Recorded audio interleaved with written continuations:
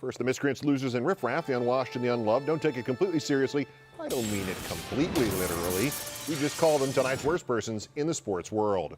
Bronze to primesport.com, which sponsored a 2014 Cincinnati Bengals schedule, features a slight surprise. Per tweeter Kevin Cox, take a close look at the December 7th home game when your Cincinnati Bengals play the Streets. The Streets? The Bengals are walking the streets? Streets of San Francisco, a Quinn Martin production? Streets of Philadelphia is sung by Bruce Springsteen? No, actually they're playing the Steelers, not the Streets. But that does bring up the wonderful image of fans chanting for the tougher play by the Bengals line. You know, hit the streets, hit the streets. The runner-up, no, not Jack White of the White Stripes, but the Cubs telecasters who made this combination happen. First off, gosh, Jack, why the long face? I mean, is this the ultimate metaphor for being a Cubs fan? Especially when you zoom in on the promotion, on the TV guys put up underneath his face just at that moment. It's the party of the century. Sure, it's a party, and it lasts a century. Until the Cubby fun starts. Arrive early, wait 100 years. Actually 106.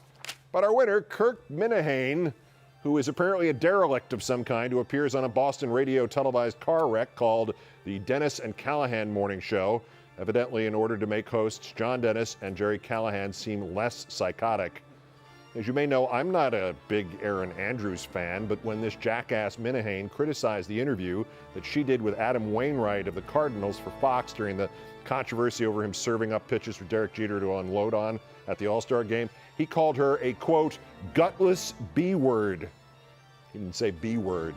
Minihane apologized in a statement right thereafter, or somebody wrote the apology for him, calling his word choice immature and completely uncalled for, which is actually a compliment to his word choice. Today, Minihane decided to go on the air and try to apologize there. Didn't go so well. I used a word to reference Erin Andrews that I shouldn't have used to reference Erin Andrews. I will completely cop to that. I said it, I admit it. I think she stinks at her job.